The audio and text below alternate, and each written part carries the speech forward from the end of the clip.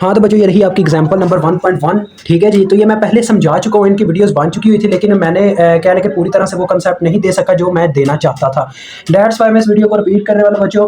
तो जो एग्जांपल 1.1, 1.2 और 1.3 है, इन तीनों में बच्चों आपको जो इंडिपेंडेंट वेरिएबल्स की ट्रांसफॉर्मेशन है उनका कंसेप्ट मिलेगा, यानी कि टाइम शिफ्टिंग, टाइम रिवर्सल और टाइम स्केलिंग के बारे में। ठीक है, तो सबसे पहली एग्जांपल है, इसके अंदर मैंने ये भी एक आपको बताई थी चीज़, फिर से बता रहा हूँ।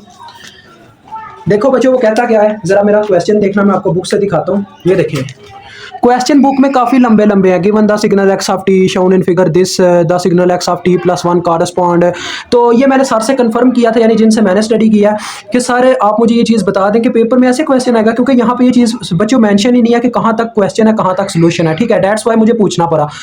उन्होंने बोला नहीं बच्चे, क्वेश्चन जो आएगा वो सिंपल आएगा, एक सिग्नल के बारे में बताया गया होगा, उसकी इक्वेशन दी गई होगी, उसको आपने सॉल्व करना होगा, आगे उसकी मांग की गई होगी कि वो क्या चाहते हैं हमसे। ठीक है, तो मैंने फिर इस तरह से इसका क्वेश्चन लिखा। देखो बच्चों क्या लिखा हुआ है, given the signal x of T in figure A, यानी कि फिगर ए में आपको एक्स ऑफ टी का सिग्नल दिया गया है। ठीक है जी, अभी के लिए इनको मिटा दें, आपको समझाने के लिए मैंने यहाँ पे लिखे थे, चलें आप अभी मिटा के फिर आपको समझाता हूँ दोबारा से। ठीक है, जीरो पे आपकी जो मैग्नीट्यूड यानी कि इसकी जो मैक्सिमम यानी कि पीक वैल्यू है ना बच्चों इस सिग्नल की, वो 1 है। ठीक है, एक्स ऑफ टी सिग्नल दिया गया है, टाइम पे ये मतलब कि डिपेंडेंट है।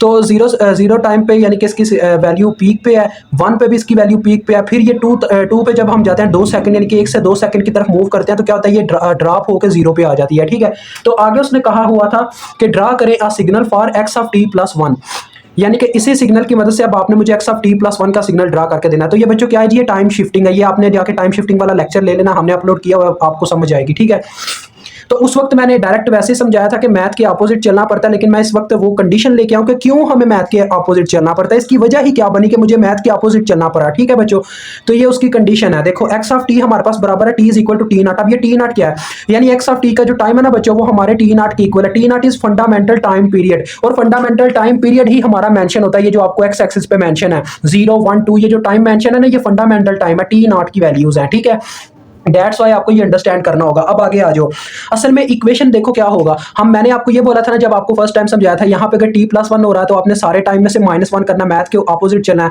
तो यहाँ पे देखना ये इक्वेशन हमें बताएगी क्यों ऐसे होता है। देखो t plus 1 is equal to t naught. अब ये सारी टी नॉट की वैल्यूज हैं 0, 1, 2 यानी टाइम की वैल्यूज। ठीक है, तो क्या हुआ, हमने टी प्लस 1 को वैसे ही टी नॉट के इक्वल रखना है जैसे ये t is equal to t naught होता है। ठीक है, ये जो इसके अंदर टाइम होता है वो टी नॉट के इक्वल होता है। दैट्स वाई, क्योंकि बच्चों ये आपने इक्वेशन पढ़ी होगी कि x of t is equal to x of t not.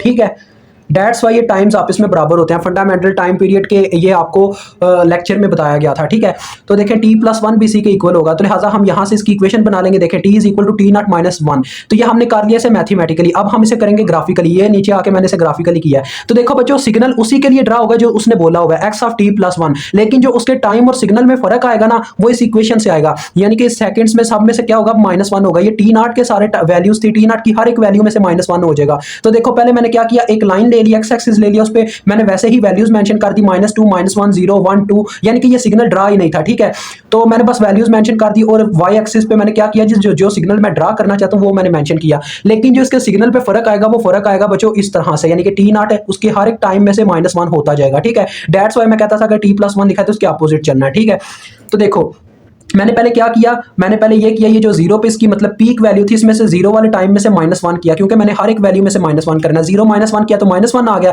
यानी ये जो पीक वैल्यू यानी कि जो वैल्यू मुझे 0 के ऊपर 1 मिल रही थी, अब वही वैल्यू मुझे -1 पे 1 मिलनी है। तो -1 सेकंड पे देखें मैंने इसकी वैल्यू 1 मेंशन कर दी। ठीक है, यानी कि मैंने इसकी पीक वैल्यू बना दी। उसके बाद जो 1 सेकंड पे आ जाता है, तो 1 सेकंड पे इसकी वैल्यू देखें ड्रॉप होने वाली है, तो ये वो पॉइंट है जहां पे इसकी वैल्यू ड्रॉप होती है। तो मैंने 1 में से भी -1 करना है, क्योंकि टी नॉट की हर वैल्यू में से -1 हो रहा है। 1 -1 करूंगा तो क्या आ जाएगा बच्चों, 0, यानी ये जो जहां पे ये मतलब वो पॉइंट, यानी जो पॉइंट है जहां पे हमारी ये जो सिग्नल है इसने ड्रॉप होना है, वो पॉइंट कहां पे आ जाएगा, 0 सेकंड पे। तो ये देखें यहाँ पे 0 सेकंड पे वो पॉइंट बन गया, ये 1। ठीक है बच्चों, उसके बाद देखें कि ड्रॉप होने के बाद हमारा जो सिग्नल है वो 2 पे जाके 0 होता है, लेकिन हमने किसके लिए ड्रा करना, टी प्लस 1 के लिए। तो लिहाजा हम क्या करेंगे, देखो ये वाला काम करेंगे, टी नॉट की वैल्यू में से -1 कर देंगे, तो 2 -1, अब ये सिग्नल ड्रॉप होगा, 2 -1 मींस 1 आ जाएगा, तो ये सिग्नल ड्रॉप होगा 1 पे। दैट्स वाई ये बच्चों इसकी मिसाल है।